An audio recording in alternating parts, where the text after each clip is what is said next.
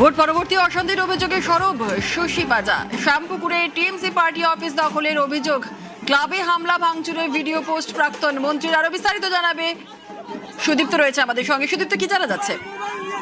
দেখো জুনেদা, তুমি জানো যে গতকালই ফল প্রকাশ হয় বিধানসভা নির্বাচন এবং তারপরেই কিন্তু শ্যামপুকুরে উত্তেজনার ছবি উঠে আসে এবং যেটা শশী পাজা অর্থাৎ প্রাক্তন মন্ত্রী এবং তৃণমূলের পরাজিত প্রার্থী শশী পাজা, তিনি যেমনটা এক্স হ্যান্ডলে জানিয়েছেন যে তার যে শ্যামপুকুর বিধানসভা এলাকা সেখানের আহিজলাতে এবং 20 নম্বর ওয়ার্ড, সেখানে একাধিক জায়গায় ভাঙচুর করা হয়েছে, পার্টি অফিস রয়েছে সেখানে ভাঙচুর করা হয়েছে এবং একই সঙ্গে যে ক্লাব অর্থাৎ সোশ্যাল ওয়েলফেয়ার যে ক্লাব সেখানেও ভাঙচুর চালানো হয়েছে বলে এমনটাই অভিযোগ করেছেন শশী পাজা।